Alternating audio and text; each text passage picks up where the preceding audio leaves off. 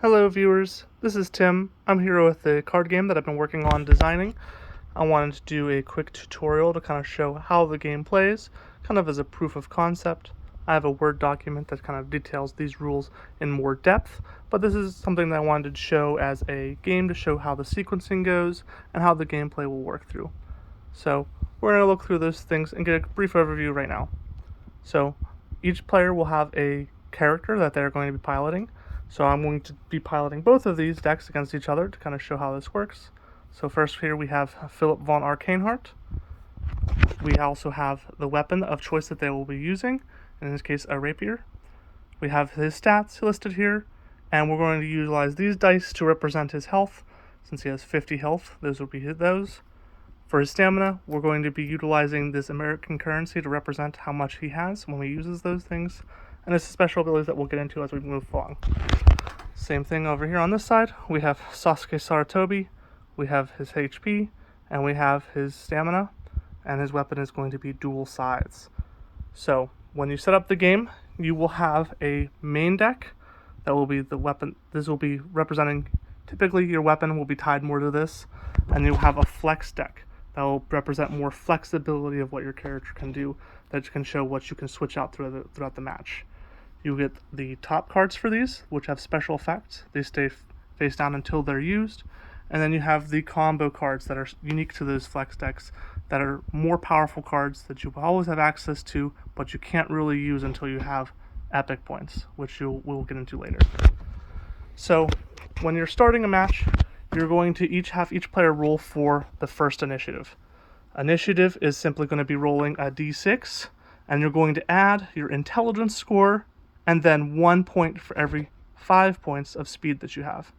So for Arcaneheart here, we're going to have 7 to start with, plus 4. So he starts with 11.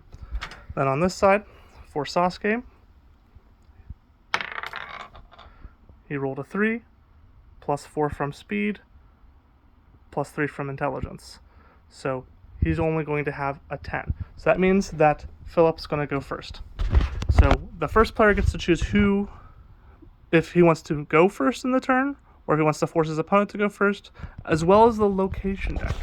The location deck is kind of the battlefield of where you're going to be playing on. For this match, we're going to be playing on the Crumbling Castle location deck. It has an Earth Boost 1, which we won't see in play in this match, as neither of these characters take advantage of Earth-based cards. So Philip will go first. The first phase that you'll go through is going to be the draw phase. So these are going to be where you draw the cards from the decks that you have.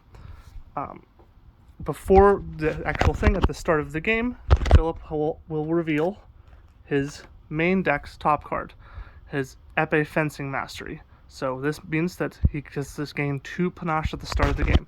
So we will use these pennies to represent that 2 panache, and we will put them on this card to show that they're separate. This will give you an idea of what the character can do with these cards. Now, on the other end of things, Sasuke also has a card that he will reveal at the beginning of the game. For his, though, it's going to be his Flex Deck's top card, Ninjutsu Martial Arts. So he's going to be able to start the game in stealth. Now, stealth in this game is going to be one of the unique concepts that I have. In a lot of different games, they have stealth based off of you being completely unseen if you're hiding in a terrain, or you roll a die and then you're missing an action and it's difficult to kind of find. In this game, we're going to play kind of a shell game. So to roll for stealth, you're going to roll a d6, and you're going to add the location, any terrain cards, which currently there are none, and your deception score. So we roll that die to kind of get that idea of what that number will be. Alright, so we have 5, plus 1 from the location, plus 4 from deception, plus another 1 because the passive effect of ninjutsu is a plus 1 to deception. So that means that we're going to end up with a score of 11. Now, when you roll for stealth, after you roll the number, then you're going to half that and round it. So we have an idea of how many different possibilities that this character is going to be hiding in. So we're rounding it down. So in this case, since that would be 5. So we would be pulling out 5 different cards that we will use to represent all the spots that this character could be hiding in. So for this example, we're going to use playing cards. So anything other than a face card or the ace is not you. This is a place that you could be hiding in, but you aren't actually there. So when your opponent's going to try to attack you, he's got to choose where he thinks that you might be. And if he chooses wrong, he's going to completely miss. If he chooses correctly, though, then he's going to be able to target you and hit you without you being able to use really any other defenses. So that's how stealth will generally work. When you attack while in stealth, there's a chance that they might be able to find you and lose out on that card. So I'm going to shuffle these real quick. You can, when you're the player who's doing stealth, you can place the cards however you'd like, or you could just randomize them so even you don't know which one it is so that your opponent is going to target. So we've got 5 spots that he could be in. Alright? So those are just the beginning game effects. Now we're going to go ahead and start the actual beginning of the turn. So, at the beginning of the turn, he's also going to flip over his flex deck effect, which is the Regal Spellcraft. So this means that during his preparation stages, he's going to gain a +1 mana, which is going to be another resource that he's going to have access to. But first, the draw phase. So when you draw, you're going to draw 1 from your main deck, 1 from the location deck, which is going to be a shared deck, and then he gets to draw 2 more times for any of the 3 decks that he has access to. So I want to draw 1 from the flex deck, and another 1 from the main deck. And so these are the cards that we drew. To separate the cards, there will be a separate set symbol and a symbol for what deck it's going to be. I know these off by heart, but in those cases you'll be able to know that this is a location effect card and what these all will do. So once you've drawn the cards that you want to be able to use, then the next step would be is the preparation phase. So this is when you would be gaining that mana from the flex deck, and then you're going to want to prepare cards. The main function of the game is going to be based off of a command board. This is kind of where you're going to set up and play cards off of. This is going to be like your side of the board. And that size is going to be determined by the stats of your character. So the command board size is going to be determined by your intelligence and your will or concentration. So for ease, both characters are going to have 7. So that means you can only have 7 cards in play at a time, not counting your weapon. So what you do is then you look at the cards that you have here, and they will have different effects and different costs. Now, this game is going to be a resource management game as well, that you're going to want to keep an eye on your stamina. Because once you run out of stamina or cards in your hand, it can be very difficult for you to do anything at all. So, things like dodge roll have a pretty high stamina cost. When you prepare a card, you're going to be paying half the cost. So for this, I'm going to place this face down, and I'm going to put 3 of this character's stamina on it. You could, to deceive your opponent, put any amount of stamina that you want on a card. When you play it, that's when the cost will actually be paid. If you didn't put enough cards on the preparation phase, or enough tokens or stamina in the preparation phase, then when you play it, you still have to pay the full cost. But if you paid just enough, then you don't have to pay the rest of the cost when you play it during combat. If you didn't pay enough, however, you still have to go ahead and pay the rest of the cost. So you can kind of gamble or try to deceive your opponent to make them think that this is a stronger card than it is, or a weaker card than it is, but then pay a higher cost later. So it just adds another layer of trying to trick your opponent. So then they will also go ahead and place this hide behind stone wall defense down, paying 1 stamina for it. And Cape Flash, which will be able to be used as a trap or as an effect to try to give yourself an extra turn. And they will go ahead and keep Beat Blade in their hand. Now then, at the end of your turn, you have the discard phase. So this is where you will try to regain some stamina, and you will have a card hand limit. So once you get to this part, if you have any more than 5 cards, you have to discard them. For every card that you discard, you get 2 stamina. You also have regain 1 stamina effect. So with this, we're going to gain extra stamina to help recover some of what you've already paid. We'll have 1 card, so we're going to not discard anything else. Next would be you could choose to enter combat, which you cannot do during the first of each player's turn. You kind of have to get prepared for combat. So we're skipping that phase. The next phase would be the untap phase, which you usually do at the end of combat. This is where you will kind of like try to recover some of your cards. So we're skipping on to that, and we're moving on to our opponent's first turn. So they're going to draw 1 card from the main deck, 1 card from the location deck, and they're going to do the same thing where they're going to draw another card from the main deck and a card from the flex deck. So for that, we're going to have Weapons Block, another Hide Behind Stonewall, and Push and Kick, as well as a Ninja Ally. So ally cards you can play down. They're going to take up another spot in your flex deck, or on your command board rather. These characters can be another target that your opponent can try to hit. They can have additional effects that you can have, and can help take over combat as needed. Now, if this character is destroyed, however, or defeated during combat, because of the bond is the cost of that. So in this case, your main character would take 10 points of damage if this thing is destroyed. So playing allies can be risky, but they can have a good bonus effect for you. Then we are looking at, we're probably going to place both of the defense cards down as well, just to give yourself that little extra defense. So we've got this one for 2 stamina, and Hide Behind Stonewall for another 2 stamina. So because we're placing them face down, we're going to place 1 stamina card on each. So now there are 3 cards on this character's command board because the possibilities do not count. They are still in stealth until they lose it. And then we're going to pass it over to the first character's turn again. So once again, we're drawing 1 card from the main deck, 1 card from the location deck, and this time we're going to draw 2 cards from the main deck to give yourself some flexibility. So we'll keep the Beat Blade in hand. We will go ahead and play Parry 1. When you're halving the cost, you're still rounding up, so even though it costs 3 stamina, we're still paying 2. It still saves you 1 in the end. But there's the cost there. Arcane Heart's Monocle. So this is an item card that you can play during this turn.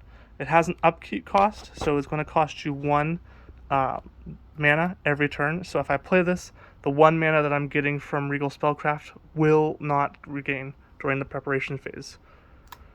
So we may want to hold on to that until later. So when I keep that in hand, Coup de Grace is a strong tactic card. This costs epic points, which no character will have right now. Those are points that will generally help you swing back in the game. So this is not going to be useful for the first or even second combat, depending on how they go. So we're probably not going to need this. So maybe a good option to get some more stamina back that we're paying. And then we have the Castle Armory, which allows us to search our decks for an item and place it into play and repair equipment. So it's free cost, so we'll play this down, and we'll put 1 stamina that we will get back whenever we play it, because it doesn't actually cost anything. So we'll still have 2 cards in hand. We're going to regain a stamina from our normal regain, which I forgot to do on this side. He regains 2 stamina. And I will discard Coup de Grace, so it will be in my discard pile, but that will give me another 2 stamina to work with. And then we switch turns back over to Sasuke. So then on his turn, we're going to draw another card from the main deck, another card from the location deck, and we'll draw 2 cards from the flex deck. Alright. So it looks like we drew a bunch of tactics. We do have a pushing kick here that we will go ahead and pay the 1 stamina for to have it on the field.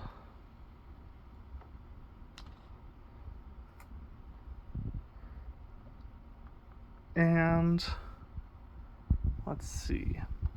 We've got 2 smoke bombs. I did shuffle this deck twice beforehand, so unlucky. These will help get him back into stealth later. But he does not need both of these right now, so likely we're going to get rid of one to regain some stamina. And then the debris, we will go ahead and place this down. It only has, well, for something like this, it only costs 1 stamina, so there's no point in placing this down ahead of time. So we can go ahead and keep that in our hand.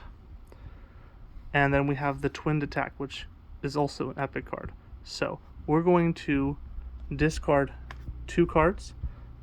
Anything that's from the Flex deck or the Location deck cannot go into the discard pile. So instead they're going to go at the bottom of their respective decks whenever they're gotten rid of. This one is from the main deck, so we're going to put that over here into a discard pile. Alright, and so then that will regain 4 stamina plus another 2 from the main stamina regeneration. Alright, and then we're going back over to the first player's turn. So the first couple turns are generally going to be preparing yourself and setting things up. When you enter combat, you're going to want a good bit of cards to be on the command board and in your hand to give you a lot of options. Rushing forward early can be quite disastrous if you don't have enough defenses or good attacks in place. So the first couple turns are usually going to be you're going to want to prepare a little bit so that you have the cards that you need. And then we'll draw one from the Flex deck and one from the main deck. Alright, so we already have 5 cards in the command board. We can only put 2 more down. Whenever you want to play a card from your hand, it has to take one of the slots of the command board. So if I fill this up with 7 cards and I want to play a card from my hand, I will be having to discard one of those away.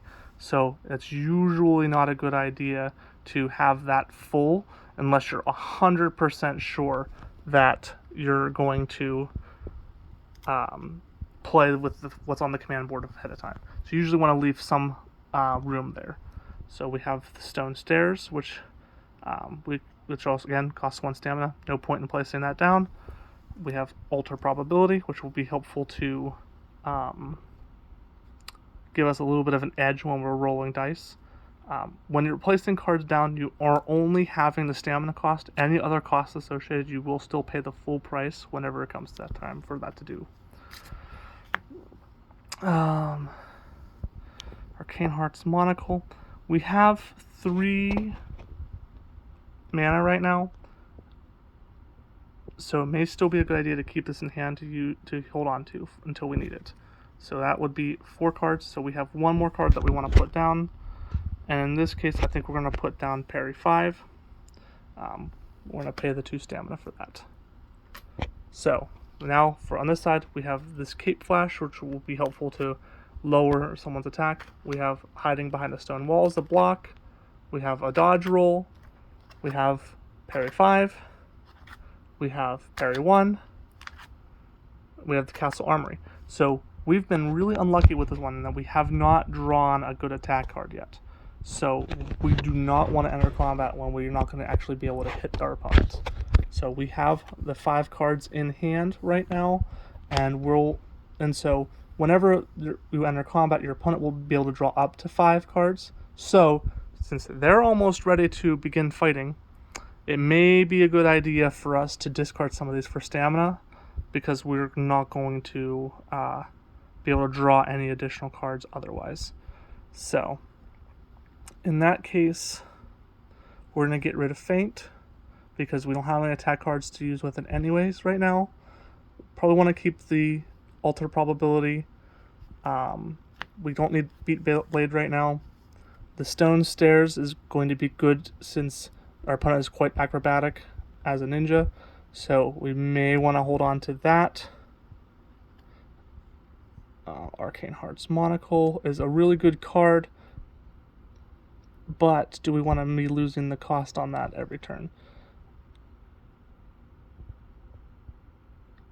We we'll want to be able to see what our opponent is doing. So we will play this. It will cost us the 1 mana that we get every turn.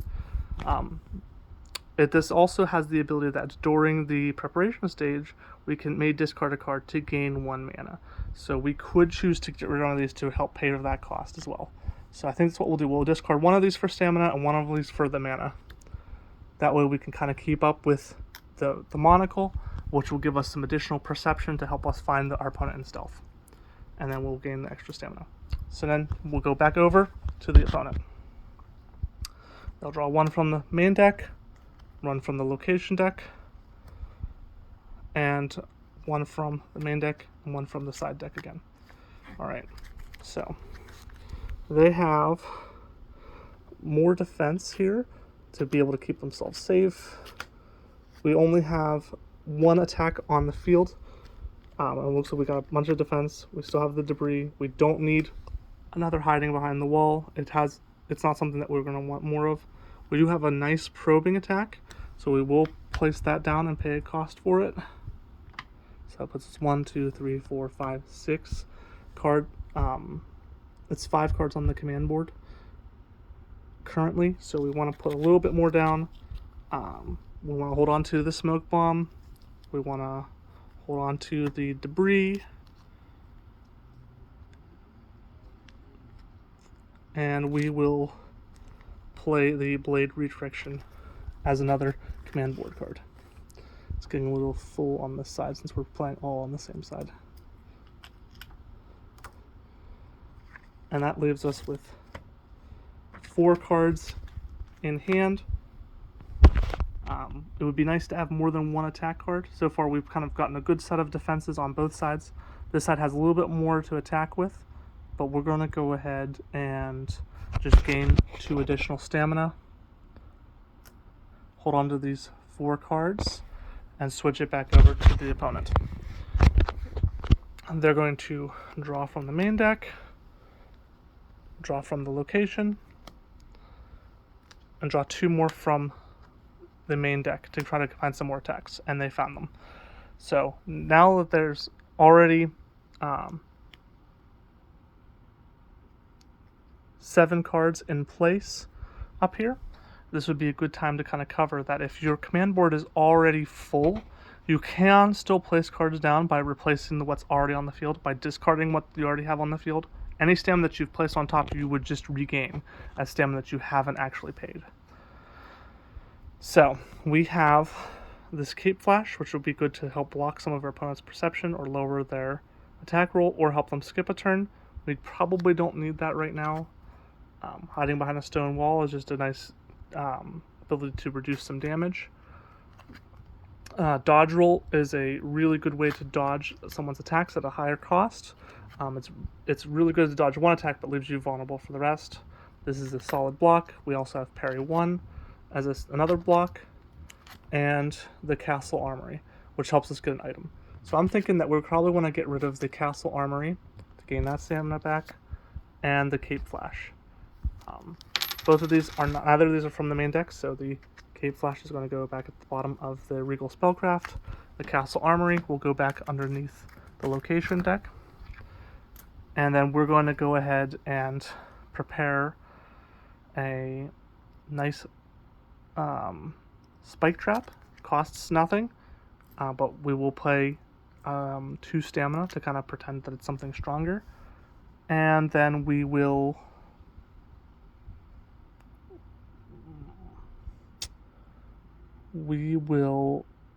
play a Foot Skewer for 1 stamina. Now, in the game, you will start 3 away from your opponent. This will kind of gauge how far away you are, determine the range of your attacks. So you start 3 away from them, and you kind of move closer by paying an action or with certain effects from cards. So now we're going to actually begin the first combat. So our opponent gets to draw a card to get up to 5, and now we're both going to roll for initiative again. So remember, we roll 1d6, so we have the 2 plus the intelligence, so that's 6 so far, and then 1 for each 5 points of speed. So that will put us at 9. Our opponent we'll roll. They got a 1, plus their intelligence, which makes that a 4, plus their speed, which makes that an 8. So, whenever you're going first in combat, whoever gets to go first skips their opponent's first turn. So you kind of have a solid initiative that not only are you going first, but you get to go twice if you're the first person if you're entering combat, or if my opponent would have won, they would have made me skip and they would have actually stolen the first turn from me. So that's how that would work to get advantage. Now, for the actual combat, it will begin with us each taking turns. So I will play a card, and then they will play a defense card generally in response. So for this, we're going to go ahead and open up with that foot skewer. We're paying that 1 stamina, so that's all we have. Whenever you're playing a card against an opponent, you're generally going to play it face down against your opponent, and they will have an opportunity if they want to search to kind of see if they can guess what it is. To do that, they pay 1 stamina, and then they roll a d6, so 6 plus their perception, so that's 9, versus your d6 and your deception, so that's 4, and I have another one from my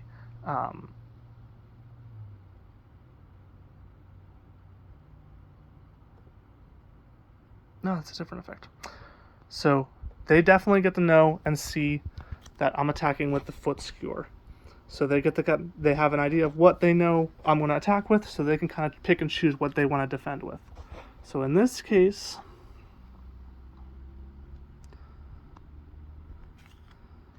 since they know what's coming,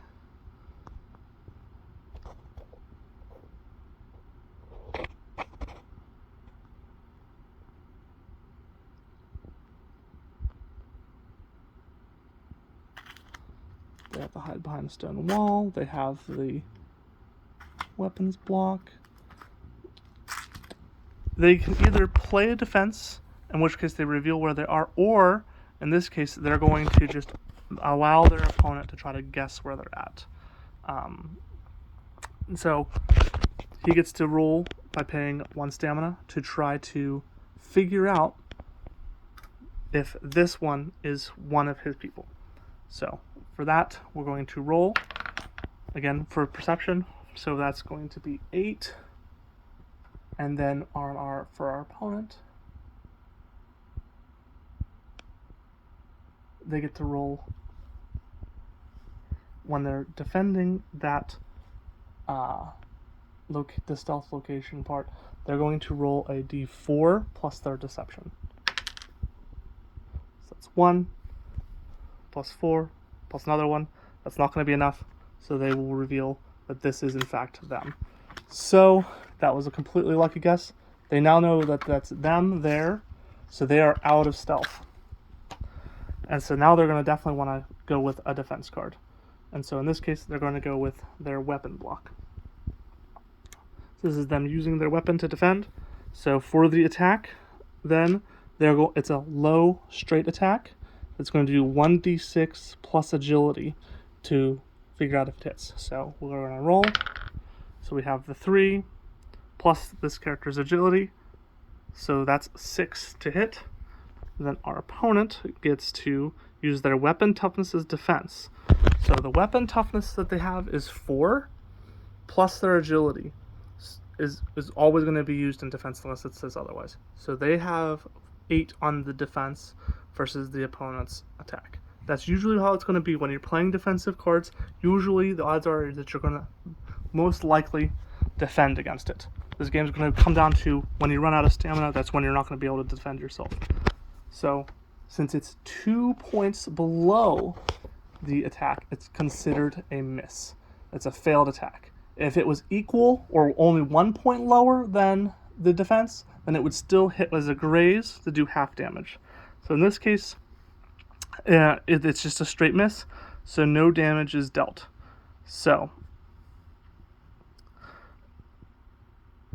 in that case, since these they still remain on the command board tapped, so you can use these again by paying the cost and discarding a card from your hand, and they stay in play to be used later if you want to next combat as well. So now it's still Arcane Heart's turn, since they got to skip their opponent's first turn. And so then they get to, now that they have their opponent exposed, they have a bunch of defense cards.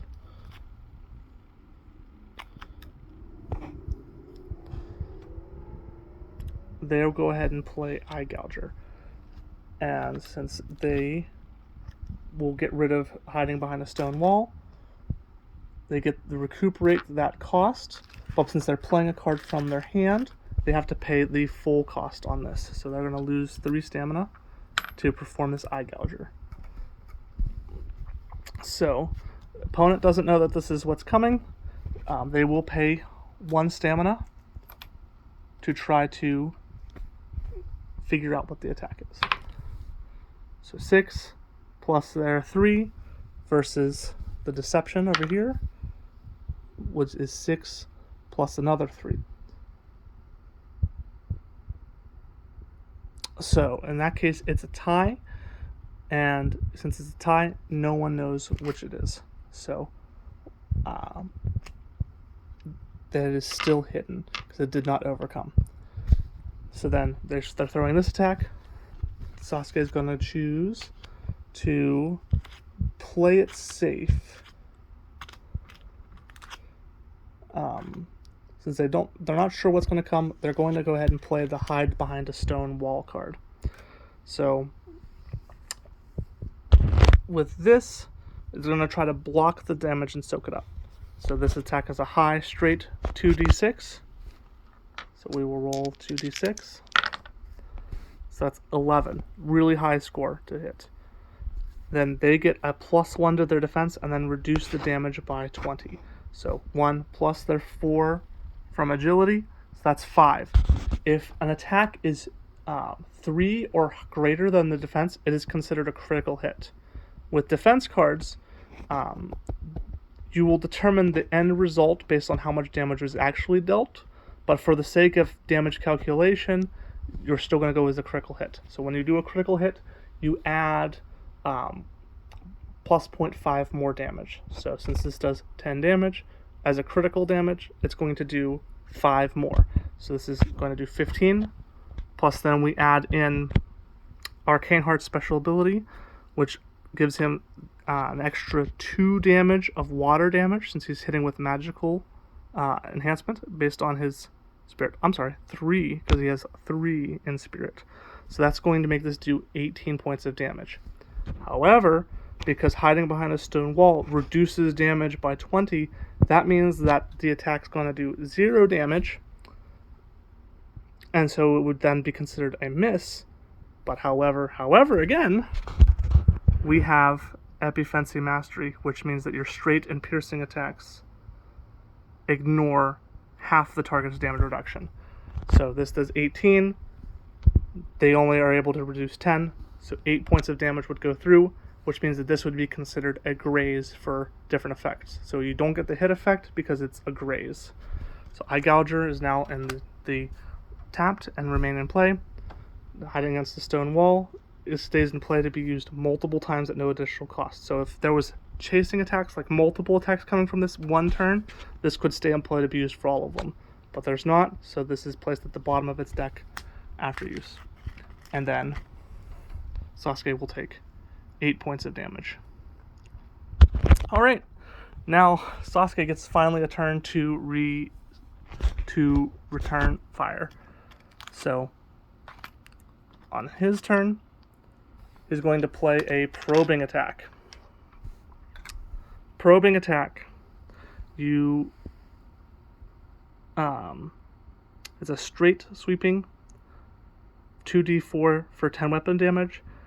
It's not the best attack, but it boosts your chase attacks, which is something that he's going to want to do with his Wing Chun dual wielding, which gives him bonuses based on how many based on being misses, and it gives you the ability to chase, which means that you can follow up with another attack during the same turn. So Arcane Heart's going to want to try to figure out what this is by paying 1 stamina to do that. Roll a die. He got a 4 plus his 3 perception, so that's 7, plus his monocle, gives him another d6 to his perception rolls. So that's going to be 8 to figure out what his opponent's doing. And then his opponent gets to roll for his deception. So he has 4 plus another one from ninjutsu. So even though with that really high roll, he's still hiding what he is doing. So on our other hand over here, he doesn't know what's coming. So he want to save the dodge roll for later. Even still. And then he'll go ahead and play a parry 5 as his defense. Parry 5 is a high block with 3d6 to deflect. It gives a bonus against aerial attacks, and it will increase the damage on his next attack during his next turn. So the probing attack is going to do 2d4 to try to hit. Very easy to not hit. So that's only going to be a 3 to hit, and then our opponent here will roll the 3d6. So on minimum, no matter what he rolls, it's not going to do any more than a graze. But with that, this is going to make this a critical miss. If you miss their opponent's attack by 3 or more, you score a 4 or more. That ends up being a critical miss. When a critical miss happens, the person who does the critical miss gains an epic point to kind of help them swing back the title of the game. They also have to roll a d6 to determine what negative effect happened because they critically missed. So we're rolling a 4. When you roll a 4, you lose 2 passive defense until your next action. This kind of shows that you're off balance, you've kind of staggered a bit, you're a little bit more off guard. So that's going to leave him more vulnerable when his opponent attacks again. However, he's not done attacking because he's going to utilize his Wing Chun defense dual wielding to do a quick chase and attack with a sweeping 2d4 for 5 weapon damage. Since this is it costs 2 stamina, since this is from the mastery, your opponent already knows this is coming. So we're going to use the die to represent that it's already been used once this turn. Once this combat, you can't use them sequentially in the same. You can't use them sequentially in the same turn. So, with that attack coming, we already know that it's on its way. So we're going to go ahead and play parry 1. Parry 1 gives us a d4 and a d6 to deflect it. So we're going to roll the 2 d4 as the attack, and then because of the probing attack that we have here, it gives us 1 extra defense until the beginning of our next turn, which will help us recover from that critical miss, and your next attack gets 1d6 accuracy if it's a chase. So instead of just rolling 2d4, we're now rolling 2d4 plus a 6. So that's 5, 7 on the attack. Since it's a 7 on its way, now we're rolling for the defense on Arcane Heart's side. So he gets his agility, so that's 3, plus another 4, so that's 7. So it's going to be even. When it's even, that makes it a graze. So it's just enough that it just barely touches them. So that's going to do half the damage. So Wing Chun was going to do 5 damage. So it's going to be half. And when we do half, it's going to be rounded down. So this is going to do 2 points of damage. Not a lot, but something got through. Alright. Now we're back to Arcane Heart's turn. Arcane Heart knows that he's more vulnerable, that he has essentially a negative one to his defense, because with the critical miss and with the probing attack kind of helping make up for some of that. So now that he has that, he is going to